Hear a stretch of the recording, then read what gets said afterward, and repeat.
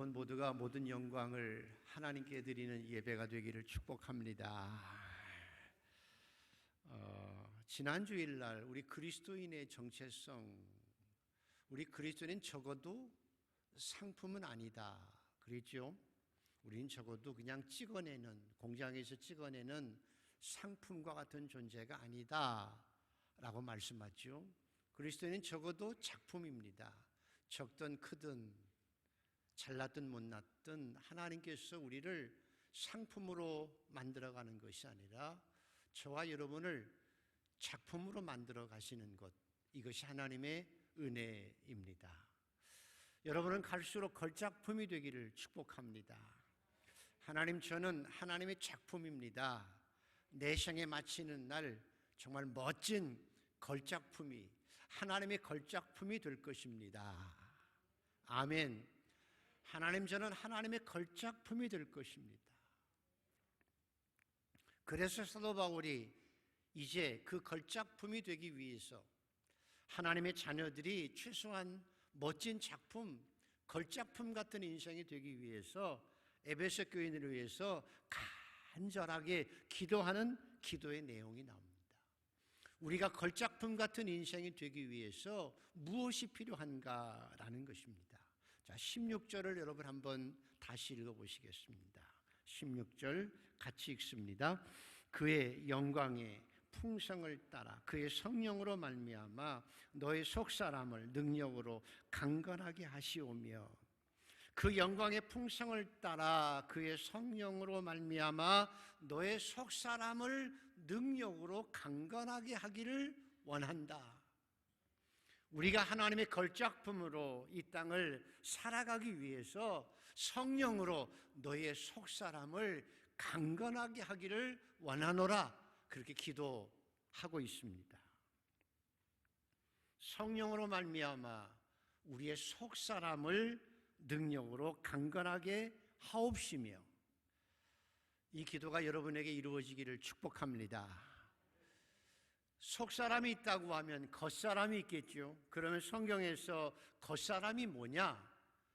겉사람과 속사람이 아주 명확합니다. 겉사람은 하나님께서 태초에 인간을 만드셨을 때 아담과 이브를 만드시고 사랑하고 살아갈 때, 하나님을 섬기고 하나님만 섬기고 살아갈 때, 알콩달콩 사랑하고 살아갈 때 보시기에 심히 좋았더라. 그런데 죄로 말미암아, 사탄의 유혹에 빠져서 죄로 말미암아 타락했습니다. 하나님같이 되려고 타락했습니다. 범죄하고 살아갑니다. 그리고 생각이 허망해져서 우상을 섬기고 아둥바둥 욕심과 이기심으로 살아가는 인간들의 모습입니다. 하나님의 형상대로 창조되었기 때문에 문명과 문화도, 바벨탑도 쌓아갈 수 있습니다. 과학도 발전시킬 수 있어서 지금처럼 달에 사람도 보낼 수도 있고 줄기세포를 통해서 사람도 복사할 수 있을지 모릅니다. 좀 더 고상한 사람은 철학을 통해서 인생이 무엇이냐고 질문하기도 하고 좀 더 바른 인생의 길을 걷고자 노력하기도 합니다. 종교를 만들기도 하고 종교 생활을 통해서 뭔가 나름 하나님, 신을 찾기도 합니다. 그런데 문제는 그렇게 아둥바둥 살고 문명을 발전시키며 살고 불교에서 말하는 것처럼 종교 생활을 하면서도 결국은 불교에서 말하듯이 태어나는 것이 고난이라고 얘기하고 108번뇌를 통해서 108가지의 고난을 통해서 아둥바둥 살다가 죽는 것이 인간이라고 얘기하는 것처럼, 저와 여러분이 성경에도 말하는 것처럼 그저 70 살고 건강하면 80 살다가 죽어서 하나님의 심판을 받는 존재, 이것을 겉사람이라고 성경은 말합니다. 우리가 아무리 아둥바둥 살아봐야, 어떤 사람은 이번에 코로나로 세계 인구 중에 900만 명이 죽었다고 하지요. 어떨 때 패스트를 통해서는 유럽에서는 유럽 인구의 절반인 2천만 명이 죽기도 했습니다. 질병에 걸려서 죽기도 하고 사고로 죽기도 하고 그렇게 아둥바둥 살아도 결국은 죽어서 한 줌의 흙이 되어지고 하나님의 영원한 심판을 받고 멸망받아야 될 존재를 성경은 겉사람이라고 명확하게 말씀합니다.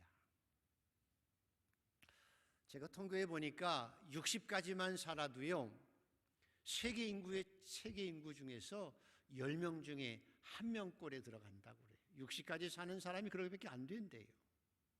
그렇게 인간이 바둥바둥 살아도, 욕심내고 이기심 가운데 아득바득 살아도 결국은 마귀에게 이끌려서 죄악된 본성으로 살다가 한 줌의 흙이 되고 하나님의 영원한 심판을 받을 수밖에 없는 존재, 그걸 겉사람이라고 표현합니다.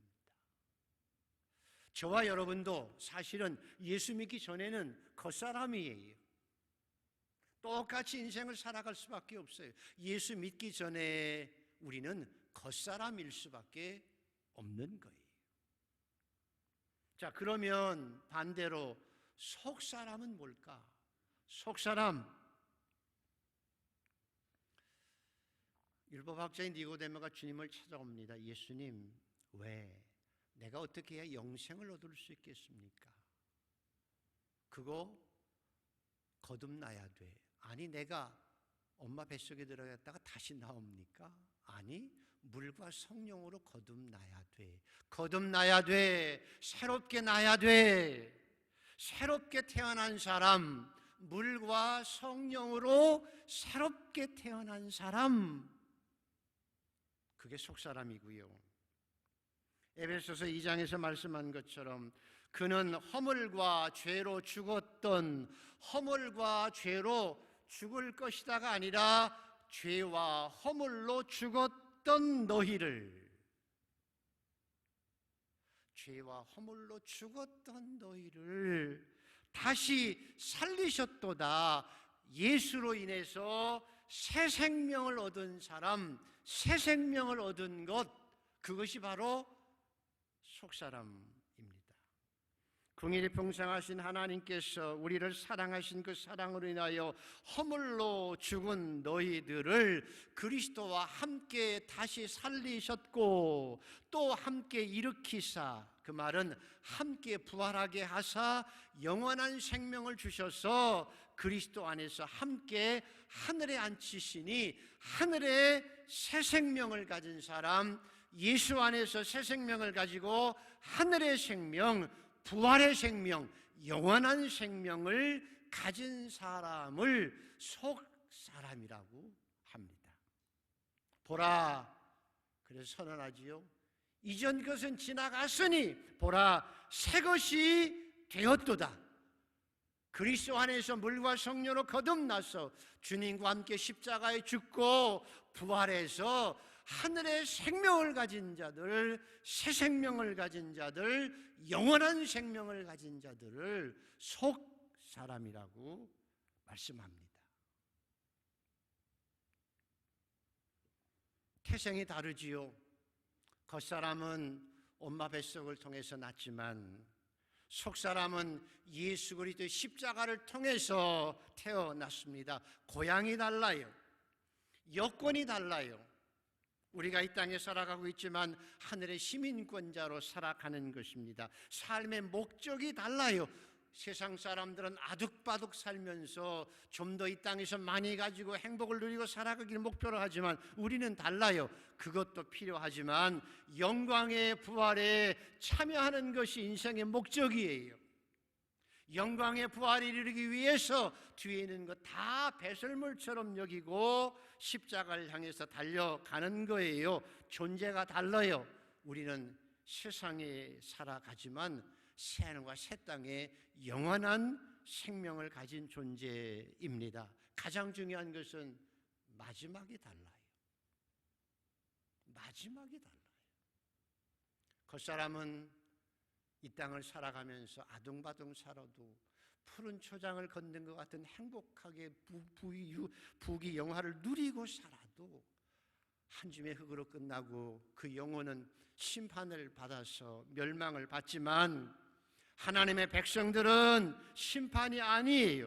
영광이에요. 의의 멸류관이 기다리고 있어요. 하늘의 상급이 기다리고 있어요. 그래서 내 하루하루의 삶이 보람이고 상급이 되어지는 멋진 인생을 살아가고 있어요. 이것이 속사람이에요.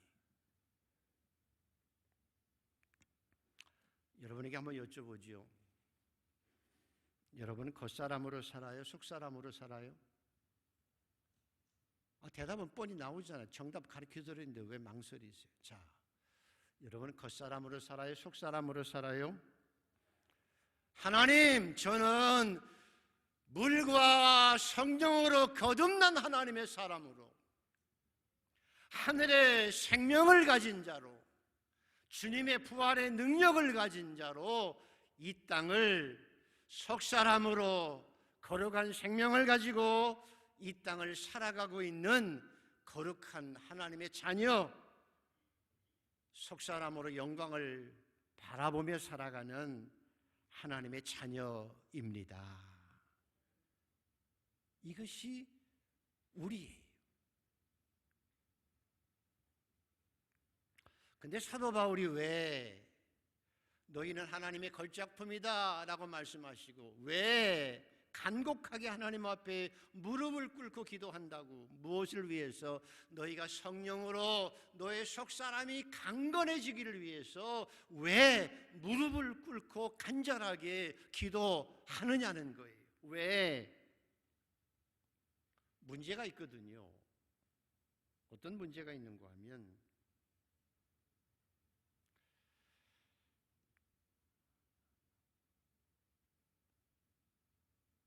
가룟 유다 같은 예수님의 제자도 예수님을 3년 동안 따라다니면서 기적도 보고 말씀도 듣고 능력도 행하고 가장 똑똑하고 능력 있는 젊은이였지만, 예수님을 3년 동안 따라다녔지만 마귀의 유혹에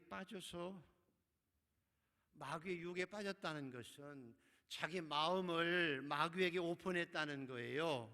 마귀가 들어오도록 자기 마음을 열었어요. 그래서 마귀가 나중에 보면 마귀가 사탄이 가룟 유다의 마음에 들어가매라고 성경을 설명하지요. 마귀의 유혹에 빠져서 예수님이 있어야 될 자리에 마귀를 들여보낸 거예요. 그래서 제자인 가룟 유다도 마귀 유혹에 빠져서 예수님을 배신하고 은 30냥에 예수를 팔아먹고 가책이 되어져서 회개하지 못하고 스스로 목매어 죽었다는 것이 그냥 이야기가 아니고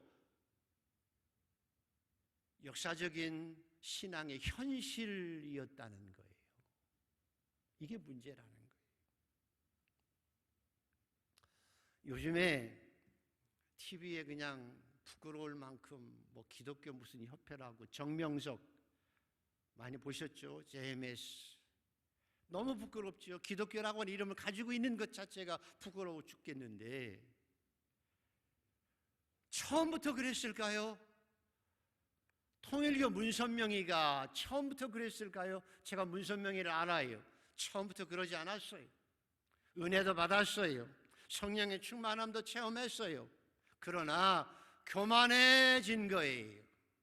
마음속에 자기가 하나님같이 되려는 교만함 속에서 마귀를 허락한 거예요. 마음에 받아들인 거예요. 그를 따라간 거예요. 마치 에덴 동산에서 하와에게 네가 하나님같이 될 수 있거든 이라고 하는 유혹에 빠져서 하나님같이 되려고 한 거예요. 하나님 노릇을 한 거예요. 재림 예수 노릇을 한 거예요. 그래서 성령의 비침을 받고도 타락해서 만신창이가 되어버리고 만 거예요. 신앙의 역설이 뭔고 하면 잘 기억하십시오. 우리가 알듯이 사탄, 마귀가 왜 생겼죠? 하나님께서 마귀를 만드셨나요? 아니잖아요. 하나님을 섬기는 천사로 만들었어요. 능력 있는 천사로 만들었어요. 그 천사가 교만해져서 하나님을 대적해요. 지가 하나님을 대적하고 하나님께 뜻이 되려는 교만함 때문에 천사가 타락한 거예요. 천사가 타락한 거예요. 천사가 타락해서 마귀가 된 거예요.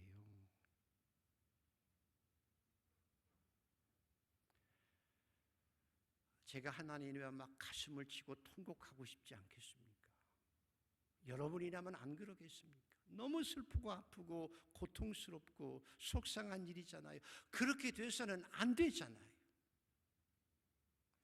예수님께서 우리를 사랑하사, 하나님께서 우리를 사랑하사 독생자를 십자가에 못 박혀 죽기까지 하시고 우리 죄를 사하셔서 하나님의 자녀 삼으시고 하나님의 새 생명을 허락해 주셨는데 그걸 간직하지 못하고 걸작품이 되어가지 못하고 그 생명을 누리지 못하고 또다시 마귀에 유혹되어져서 교만함으로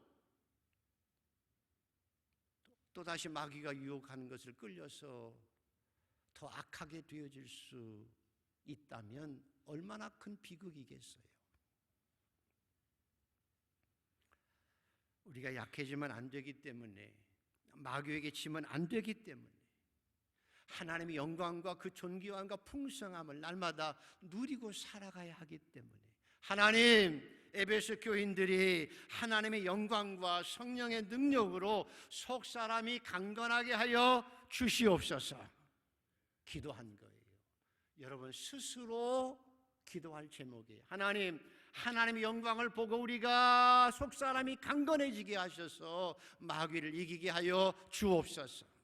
성령의 충만함으로 죄를 이기고 하나님의 풍성한 은혜를 마음껏 누리고 살아가게 하여 주시옵소서. 이게 우리 기도 제목이어야 된다는 거예요.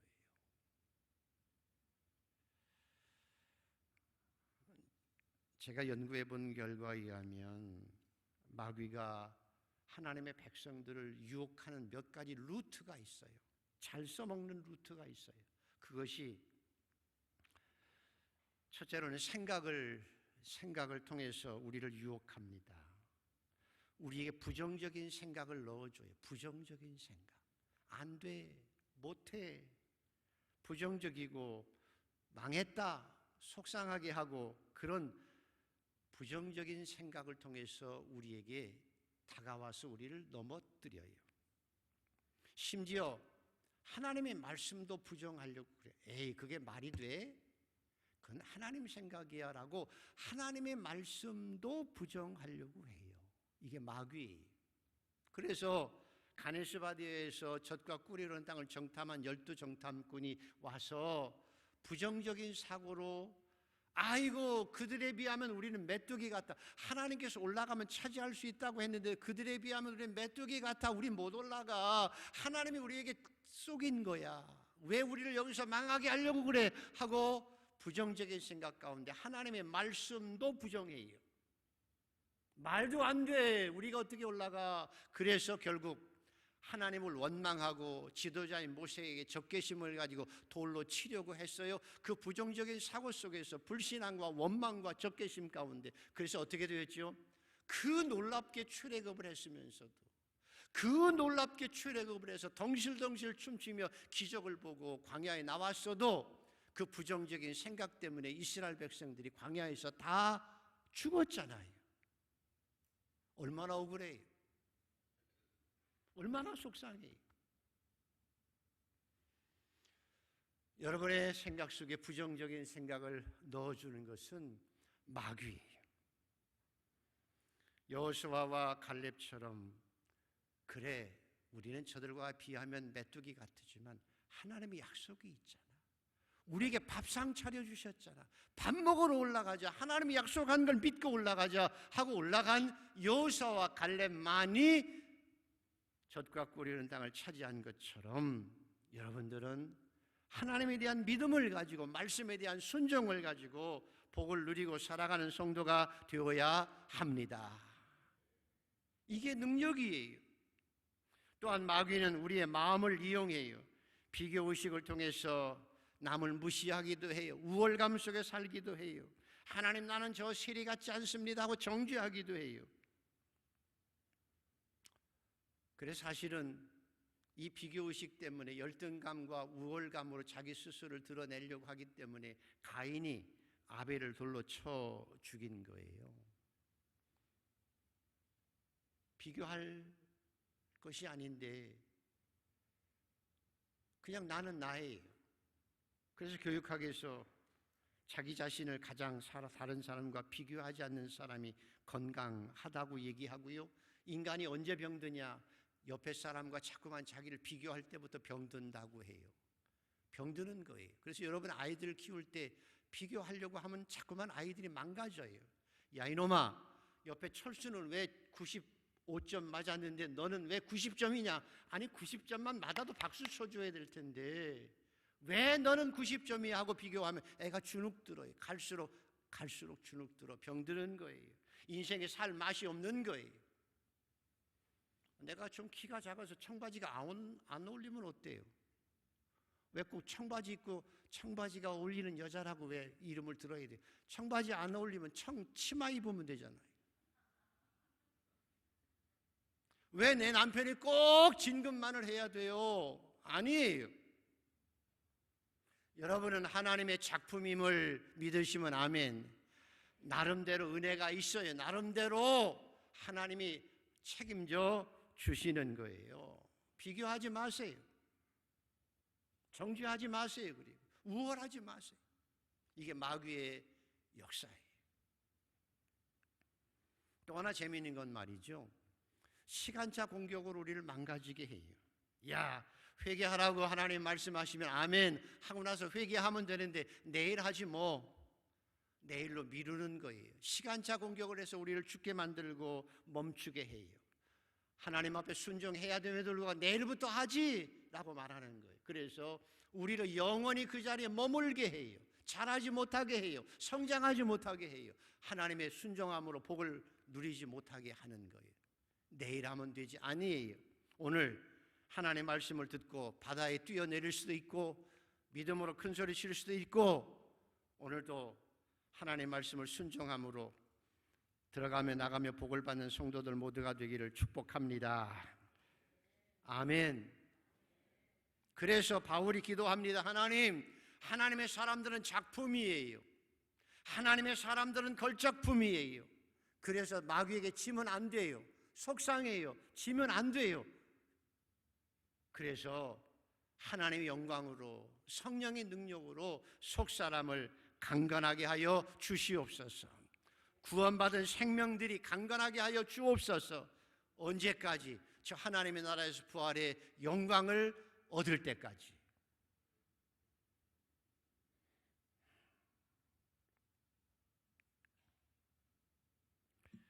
그 유명한 나인홀드 리버라고 하는 유명한 사회학자가 이런 얘기를 했습니다. 도덕적 인간과 비도덕적 사회라고 하는 책에서 사람이 아무리 능력이 있어도 사회 구조가 잘못되면 그 속에서 힘을 발휘할 수 없다는 거지요. 그죠? 요즘에 가끔씩 여러분 TV 보면 짜증나지요. 저도 짜증납니다. TV 잘 뉴스 안 보려고 해요. 왜냐하면 국민의힘도 그렇고 더불어민주당도 그렇고 개딸이라는 게 뭔지 아세요? 개딸? 개혁의 딸들이래요. 그분들은 무조건 소리만 질러요.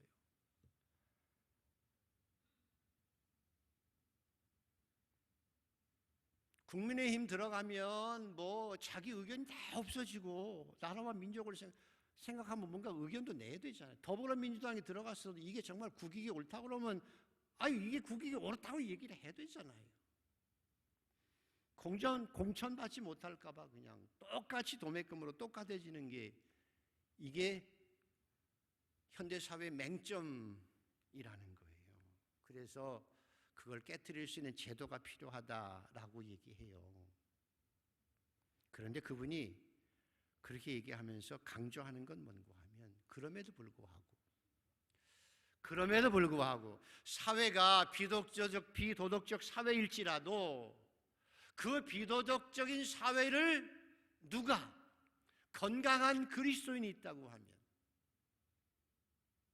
건강한 그리스도인이 있다고 하면, 정말 도덕적 인간이 있다고 하면, 대장부 같은 기질이 있는, 의와 평강과 희락을 갖춘 능력이 있는 그리스도인이 있다고 하면 그 능력이 더 크다는 거예요. 결국은 그 능력으로 사회를 밝혀갈 수 있고 고쳐갈 수 있다고 강조해요. 작은 빛 하나가 어둠을 몰아낼 수 있기 때문이에요. 예수님께서 여러분을 누구라고 하시나요? 너는 걸작품이다 말하면서 또 하나는 너는 세상의 빛이다라고 말씀하잖아요. 그리스도인이 세상의 빛이에요. 저와 여러분이 빛으로 속사람이 새 생명을 가진 우리가 단단히 서 있어야, 당당하게 서 있어야 이 세상에 소망이 있기 때문이에요. 여러분 생각해 보세요. 건강을 해쳐서 몸이 안 좋으면 내가 아무리 마음이 있어도요 쉽지 않아요. 내가 육신적으로 건강해야 동네가 더러우면 가서 쓰레기라도 줍고 청소라도 하지요. 내 영혼이 건강해야, 내 정신이 맑고 건강해야 비교의식도 없고 뭔가 나 자신이 단단하고 자존감이 있어야 다른 사람 위로하고 이렇게 서로 격려하고 갈 수도 있지요. 내가 건강해야 되죠. 그런 것처럼 그리스도인은 속사람이 새 생명을 얻은, 물과 성령을 거듭난 여러분이, 새 사람 된 여러분이 속사람으로 더 강건해져야 하는 것입니다. 이게 우리의 사명이에요. 그래서 우리가 기도할 제목은 사도 바울이 기도가 아니라 내가 그렇게 기도해야 돼요. 하나님, 제가 하나님의 영광을 체험하고 속사람이 강건하게 하여 주시옵소서. 하나님, 제가 성령의 능력으로 더 속사람이 강건해지게 하여 주시옵소서. 그래서 세상에 소망이 되고 하나님의 걸작품이 더 되어가게 하여 주시옵소서. 스데반을 보십시오. 어떻게 보면 참 억울하지요. 아니, 복음 전하다가 돌 맞아서 죽잖아요. 지금 짱돌 맞아보셨어요? 짱돌? 저는 맞아가지고 지금도 여기 땜통이 하나 있습니다. 지금도 상처가 하나 있어요. 얼마나 크게 맞았는지. 돌에 맞아 지금 죽어가고 있는 현실 속에서 얼마나 사람들이 믿겠어요. 얼마나 원통하겠어요, 젊은 나이에. 근데 그가 하늘으로 볼 때 하늘이 쫙 열리고 하나님의 영광을 보는 거예요. 부활하신 예수님께서 자기를 서서 내려다보고 있는 그 영광을 보고 나서 원망도 불평도 슬픔도 하나도 없어지고 오직 천사가 되는 거예요. 얼굴이 천사같이 변하고 마음이 천사가 된 거잖아요. 천사가 된 거예요. 그래서 슬픔과 원망이 아니라 하나님 앞에 감사하고 찬양하고 기도하지요. 하나님, 저들의 죄를 알지 못해서 그래요. 저들을 불쌍히 여겨주세요 하고 용서할 줄 알고 축복할 줄 아는 능력의 사람으로 변하는 것은 하나님의 영광을 보았기 때문이에요.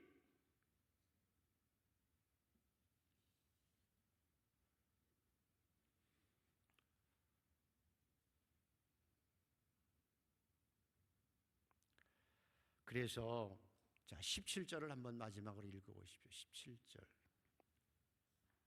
같이 한번 읽습니다. 시작.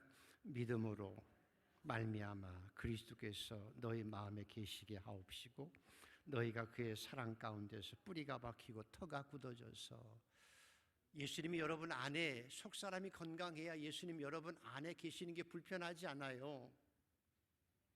자식들이 좀 잘 살아야 부모가 같이 살아도 별로 불편하지 않죠. 맨날 자식이 엄마 나 죽겠어, 이거 죽겠어, 이것도 힘들어, 저것도 맨날 병들어서 뭐 그러면 이게 정말 힘든 얘기잖아요. 부모가 아파도 마찬가지죠. 부모가 아파도 마찬가지죠. 그런 것처럼 우리 속사람이 성령으로 강건해야 주님이 우리 안에 영원히 거하시는 거예요. 그리고 나서 결론적으로 한번 읽어보십시다. 18절 19절 읽습니다. 시작. 능히 모든 성도와 함께 지식에 넘치는 그리스도의 사랑을 알고 그 너비와 길이와 높이와 깊이가 어떠함을 깨달아 하나님의 모든 충만하신 것으로 너희에게 충만하게 하시기를 원하노라. 아멘. 사랑은 풍성할수록 좋잖아요. 제가 결혼 예비 훈련을 우리 신랑 신부 커플을 하면 가끔씩 물어봐요. 제일 똑같이 물어보는 질문, 결혼 왜 하려고 그래? 그렇게 물어. 결혼 왜 하려고 그래요? 그러고 물어보면 재밌게 대답해요. 한 친구는 집이 사당동이고 여자는 저 상계동이에요. 근데 늘 4호선 타잖아요. 4호선 타고 몇 번 왔다 갔다 해요? 사랑하는 사이라면 몇 번 왔다 갔다 할까요? 에이, 내가 데려다 줄게. 상계동까지 갔다가 아니야 오빠 내가 데려다 줄게 하고 또 사당동까지 왔다가 또 아니지 남자가 그러면 안 돼. 그리고 또 어디까지 가요? 상계동까지 갔다가 왔다 갔다 서너 번 왔다 갔다가 그래도 아쉽지요. 결혼 왜 하려고 그래? 그러면 아쉬우니까 같이 붙어 살라고. 그죠? 우리가 주님을 사랑하면 주님이 우리 안에 계세요. 영원히 계세요. 그리고 갈수록 그 주님의 사랑이 우리 안에 닮아가게 되지요. 그래서 하나님의 풍성한 것으로 우리가 능력 있게 이 땅을 살아낼 수 있습니다. 결론적으로 자 보십시오. 속사람을 강건하게 하옵시고. 왜? 겉사람이라고 하는 것은 태어나서 엄마에게 태어나서 죄악 가운데 본성 가운데 살다가 한 줌의 흙이 되고 멸망할 존재라고 얘기했죠. 여러분은 겉사람은 아니죠? 우리는 속사람이에요. 근데 성경은 이렇게 말씀합니다. 고린도후서 4장에 그러므로 우리가 낙심하지 아니하노니. 왜 낙심하지 아니하노니라고 하는 말은 낙심할 일들이 생겨요. 마귀가 우리를 괴롭힌다니까요. 넘어지게 한다니까요. 오호라 나는 곤고한 사람이라 이 사망의 몸에서 누가 날 건져내라. 사도 바울도 겉사람과 속사람이 늘 싸우는 거예요. 한 부분을 하나님의 사람이 속사람이 나를 하나님의 영광을 위해 살게 하고 또 어느 쪽에서는 겉사람이 나를 막 부여잡아서 악에게 끌고 가는 이 엄청난 싸움 가운데서 오호라 나는 곤고한 사람이로다고 외칠 수밖에 없는 것이 우리의 실존이에요. 그러나 중요한 건 여기 있어요. 그럼에도 불구하고 우리가 낙심하지 아니하노니 우리의 겉사람은 낡아지나 우리의 속사람은 날마다 새로워지도다. 왜? 우리가 주목하는 것은 영광의 나라를 바라보기 때문이다. 우리의 겉사람은 날마다 낡아지나 우리의 속사람은 날마다 새로워진다. 이게 여러분의 고백이어야 될 줄 믿습니다. 왜? 영광의 나라가 있기 때문입니다. 겉사람은 인생의 연수가 70이요 건강하면 80이라도 자랑할 것은 수고와 슬픔뿐이요 신속기간이 날아가나이다. 우리 여기 연세 드신 권사님들에게 여쭤보면 젊은 사람들 한번 물어보세요. 이따 식사하시면서 세월이 빨라요 안 빨라요? 뭐라고 대답하실 것 같아요? 아, 지긋지긋하게 길어. 아마 그런 분 한 분도 안 계실 거예요. 왜 이렇게 빨라? 엄청 빨라. 자랑할 게 뭐 있어요? 아유, 옛날에는 뭐 이렇고 저렇고 고생한 것밖에 자랑할 것이 별로 없어요. 그것도 70이고 80 살아요. 중간에 죽는 사람도 더 많아요. 80 정도 되면 안 아픈 데보다 아픈 데가 더 많아요. 우리의 속사람은 날마다 후패하나 어쩔 수 없지요. 그러나 우리는 속사람이에요. 영원한 생명을 가졌어요.